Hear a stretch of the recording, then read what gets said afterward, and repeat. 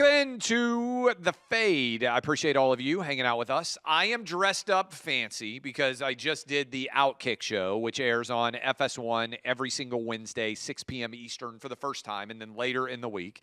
So, Kelly, this is maybe the first time ever that I've been better dressed than you. People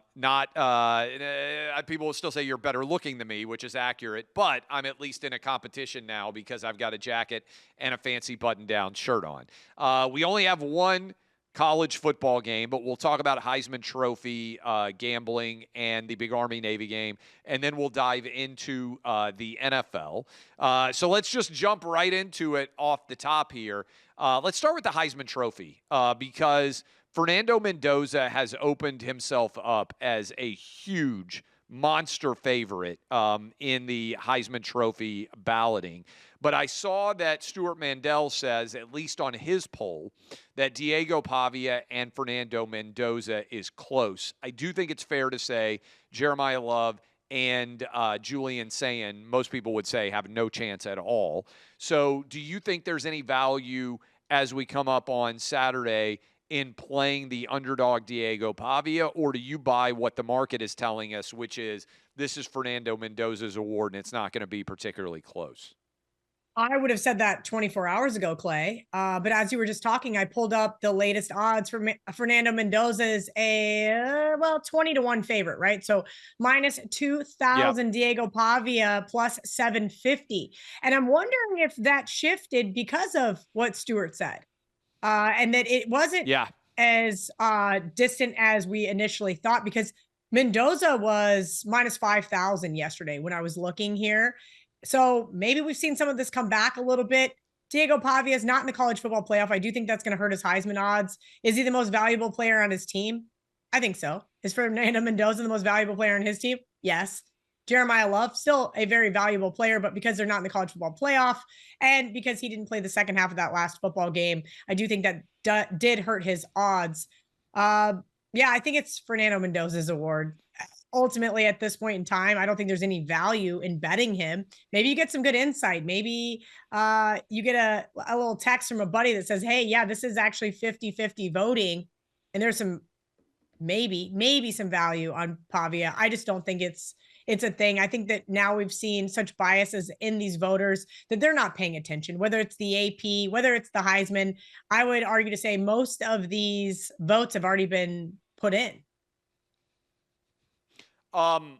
College football playoff, you could have gotten real value on Miami to make the playoff. This is at least, Kelly, the second time I've seen the odds makers completely get this wrong. You will remember probably when Alabama got in and FSU didn't. Certainly Seminole fans out there haven't forgotten about this as well. They've been totally wrong now at least twice on what the playoff field will look like. Is there value now in just being able to try to handicap what the college football playoff committee is going to do compared to the quote-unquote experts? Because I told everybody Miami was going to get in over Notre Dame. I looked at it and saw that I could make a lot of money, but I couldn't get down very much if I were right. Now, they do limit what your bets are, but this is at least the second time that they've been way wrong in terms of what expectations were. But I think that ultimately the college football playoff committee is a bunch of people, right? And Vegas, while it is ran by people, uses power ratings, right? We could argue, we've seen it before. I said on Twitter, Notre Dame has no one but themselves to blame. They don't play a conference championship game. They didn't play that tough of a schedule, and they lost head to head to two other teams that got in, right? At the end of the day, that is the end result. As the season progressed, Notre Dame's power rating moved up substantially every single game. They ended up being the third highest power rated team. And so, of course, Vegas is going to say they're going to get in. I could not believe they were minus 3,000 on Sunday right before the show.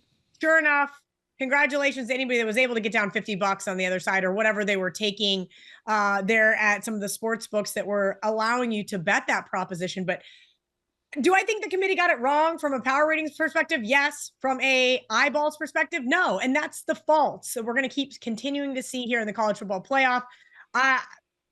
ultimately, I'm kind of already sad for the future of college football, whether it's the bowl game opt-outs because they don't matter, because kids are transferring, because coaches are already gone, and so forth. Part of me is kind of excited to see what it's going to look like, though, over the next 5 years when you get some of these big players involved. I got to find some more billionaires that can contribute money to K-State, though, before I get too excited. I mean, this is why I basically am going to stop betting college playoff games. Playoffs are different, and we're going to talk about that next week. But the actual bowl games, you have no idea who's going to play. You have no idea whether the kids care to be there or not. You don't even really know. It's more like a preseason. I know it's a postseason game, but it's more like preseason in the NFL because their coaches are going to get some of their young guys action, and they're not even really focused on winning necessarily. So I think it makes it super, super difficult. Now, what's not super, super difficult is Army-Navy care desperately about what happens in their game that's taking place this weekend. Navy, right around as I'm looking right now. By the way, we should mention we're taping this on Tuesday afternoon because I got to travel. So people out there who are like, the numbers, Jay, like this is Tuesday afternoon. I don't know when it's going to post, but I'm talking about this on Tuesday afternoon. I'm dressed nice because we got the OutKick show coming up. Navy -6, over under 38.5. Navy is 9-2 for those of you who do not know. Army 6-5. Traditionally, Kelly, the under has been the way to go in this game. They both have tended not to score that much. What do you think? What do you like in this game from your perspective? Well, if you remember last year, Navy got the upset and they were a 6-point underdog there in the Commander Stadium. And it was because of that defense. Now we've seen Navy take a step forward and become really a better school overall. They played a tougher schedule than Army. Yes, Army did beat my Kansas State Wildcats. And that was, I would say, their big hoorah game of the year. But other than that, and Army just hasn't put up a ton of points, 21.2 points per game. I think this is going to be a really ridiculously low scoring game on that side of things. But I don't want to take the under because Navy, their offense finished top 15 in the country, not only in the successive offensive success rate, rushing success rate, EPA per play, EPA per rushing attempt, per drop back, and early down success. Third down, one of the best third down teams in the country. So that is going to just completely take me off of the under. Looking at the Army team total under, though, that is circled. We'll see what the Knights can do. Again, I haven't been that impressed with them outside of that win at Kansas State. That was kind of the pinnacle of their season since then. Their quarterback, Helms, just 47% passing, 128 passing yards over the last 3 games. That's kind of going to be the problem here, is that when you try to catch a falling knife and your season is starting to derail, yes, they are going to be motivated for this game. They're just not a good football team that I want to back, that I'm willing to take points with. You know me, I love the underdogs, but I think right now it's Navy or pass. Remember, they beat South Florida and Memphis this year. I also like the team total under for Army. I'm going to take the under overall, and I'll take you back to an awful part of your season. What did they do when Army played Kansas State?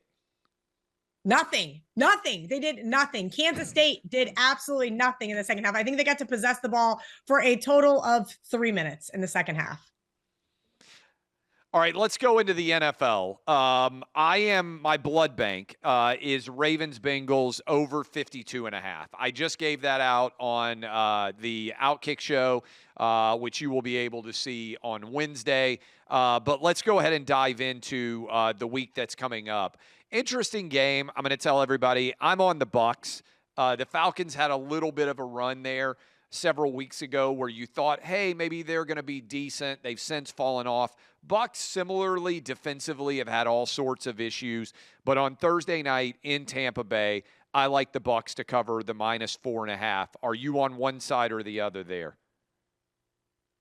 Oh, well, ultimately I had the Browns in Survivor, but my second leg was the Bucs, so I didn't get to blame Shadur Sanders and the Browns too much for that one because that was an inexcusable loss by Tampa Bay. And they have just been unraveling as of late, Clay. And normally there's teams I want to back off a win, right? Bad teams off of a win, looking to fade them in the second round. And there's teams that are good teams that I like to back off of a loss. The problem is Tampa Bay never really fit into either one of those categories as of this point in time. Remember just a few short weeks ago, it was Baker Mayfield MVP. That sure went away pretty quickly. I can't lay it here with the Bucs. I don't trust Kirk Cousins and the Falcons. This is a stay away for me. All right, a couple of more that I have going down the order of the list. Bills Patriots, probably the best game of the weekend. AFC East battle. Bills are favored, and I've said on a couple of shows recently, Kelly, I love to watch the Bills because I think Josh Allen's the best quarterback in the NFL. But it feels to me a bit like the Bills are just ready for the postseason to be here. They don't seem to show up every week. I think when push comes to shove, they think they are good enough because of Josh Allen to win a Super Bowl. But right now, they would have to go on the road and win a lot of games because unless they beat the Patriots and find a way to catch them down the stretch, they're not going to win their division, which means they're going to have to run through Foxborough or somewhere else. I'm going to take the Bills because this feels to me like a statement game opportunity for them to demonstrate, hey, we are the class of the AFC. They're probably not going to have the Chiefs to worry about in the postseason. Maybe they don't even have Lamar Jackson to worry about in the postseason. We know that there have been huge games there, too. Are you with me on the Bills getting the win on the road against the Patriots, or do you think the Vrabel May magic continues in Foxborough? Well, listen, here's the thing you just said about the Bills. And we saw it for 3 quarters last week versus Joe Burrow and the Bengals. It's like they're just going through the motions. They really are just not that motivated to play these football games, or at least it appears so from my couch. Now, this is going to be a game they're motivated. Why? Because guess who went in October and beat Buffalo as an 8-point underdog? That's right. New England did. And if you don't think that Buffalo might have been looking ahead a little bit from last week to this week, I think you're sadly mistaken. Now, the question is, how do you quantify revenge? We were talking about quantifying motivation and so forth in bowl games. You can't. But I do think that's why the bookmakers marched out Buffalo as a favorite here, because power ratings wise, New England hasn't played anybody. Patriots fans have been mad at me all season long. But who have they beaten with a winning record over the last 9 weeks? That would be the team I just bashed on, Tampa Bay. And I get that the schedule is not New England's fault, but I got to side with Buffalo here. I think this is going to be a great rematch. I think the Bills are going to come off on top. If you look at the first meeting, the Bills held some really notable advantages in the box score. And I think if Josh Allen could find his mojo last week late, he can again this week in New England. What out there do you have that stands out to you? I just ran you through a bunch of games that I like. I'll give you a couple more, but I'm curious which games you like the most and whether we overlap at any point. I like the Chargers plus the points against the Chiefs. I like the Browns plus the points against the Bears. And I like the over in Lions-Rams. You were nodding your head there with the Chiefs game. I was wrong. I did not think the Texans were going to go on the road and basically end the Chiefs' playoff run. I know you've got the division matchup. I know there's probably a great deal of discord between these two teams. I just think the Chargers' defense is good enough to give the Chiefs a lot of trouble. I kept waiting for the proverbial switch to get flipped by the Chiefs and for them to take us to an elite level. It just hasn't happened. And I think now that they're basically out of the playoffs, I think they may play this thread out and not do very well at all. Am I crazy? Chargers basically can come in and officially end this thing for the Chiefs. They're 4.5-point underdogs. I just don't see it based on what we have seen from the Chiefs. Even if the Chiefs win, it feels like it's going to be a 3-point win late on some Patrick Mahomes drive. So we sit and we talk about power ratings, whether it's in college football or NFL, and the bookmakers don't want to overreact. The problem is they're not reacting fast enough to how bad this Kansas City Chiefs team is. Last week, I said Texans are going to go in and win outright. Everybody told me I was crazy once again, but guess what? I have been cashing big time money against this Chiefs team, 0-5 against the spread in their last 6 games. It has been a great run, and I don't see it ending anytime soon. The Chargers last night, yes, Herbert got sacked 7 times against the Eagles. I don't understand why they are not protecting him a little bit more, but I've got to think they can get a little bit more offense generated here in Kansas City. This is not a powerhouse Chiefs defense, even though they keep cashing under after under after under. That's because this offense has just fizzled out. Maybe Travis Kelce's checked out. Maybe they cannot get the running game going because they played some solid defenses. 7 of their last 8 games have stayed under the total. So I know everybody's going to want to bet the under. My only thing with backing the Chargers here is how healthy is Justin Herbert, right? We know that hand issue has been lingering over the last couple of weeks, but I do think having kind of this 4.5 just looming, you're right, Clay. I could easily see Kansas City squeaking out, winning by a game-winning field goal here. This is just too many points for the Chargers. Totally get that. What do you think about Browns? Look, I said this today.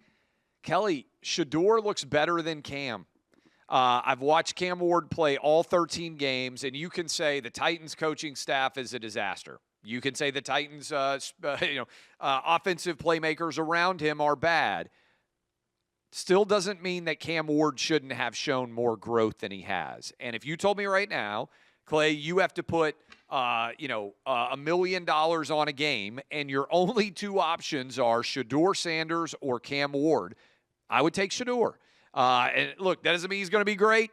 That doesn't mean that Cam's going to be awful. Just means based on what I've seen so far. Why do I bring that up?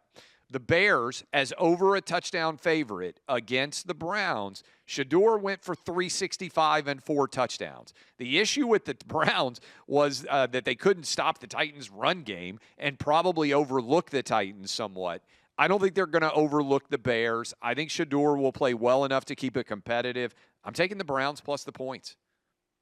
Yeah, I kind of don't blame you here. I was on the Packers last week, got very lucky to get that interception in the end zone to win by the hook. Kind of hurt because I lost the Broncos in a similar fashion by the hook by a last minute field goal. But those are just kinds of the way that the NFL flips you. You know, you look like you have 2 wins and they turn into losses there late. Here's kind of the reality about this Cleveland team. I wasn't trying to bash Shador for losing that game, but ever since he threw that interception, that kind of turned the game on its head, right?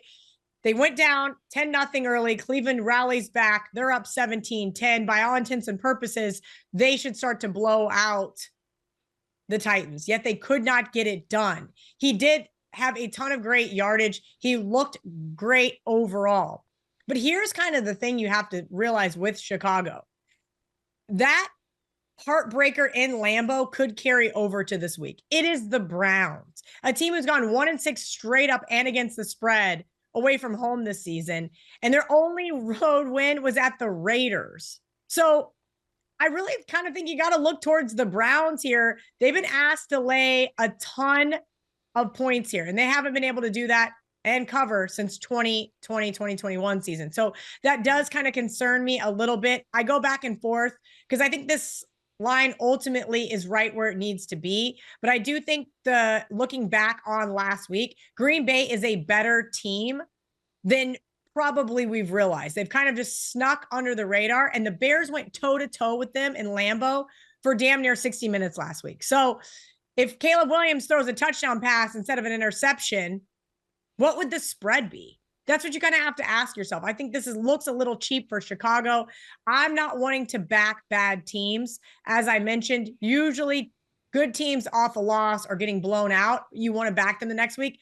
This is a bad team who deserved to lose to the Titans, and I have no desire to back them here on the road. I mentioned Lions-Rams over 55.5. That's my final of my OutKick 6-pack. Look, that's not complicated to explain.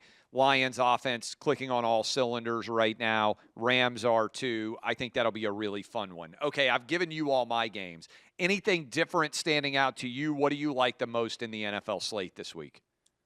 Yeah, I think I'm going to go with the Packers here, Clay. I just mentioned how good they actually are, not only on paper, but betting against the Denver Broncos there at home seems really like fishy, right? This is a Broncos team that has performed well at home. This is a Broncos team who just should have blown out the Raiders. They're late, took their foot off the gas. Pete Carroll gets a little crazy, and Raiders backers get the backdoor cover.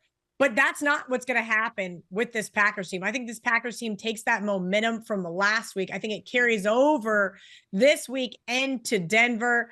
Do I think Denver's worth a teaser look? Sure. I think this is going to be a close game, but under a field goal here against the home team, maybe Denver is another one of those teams that's getting just a little overblown. While I cannot wait to cash my AFC West ticket for them to win, I'm already slated to bet against them in the playoffs, but I'm going to bet against them here on Sunday and lay it 2.5 points here with the Green Bay Packers.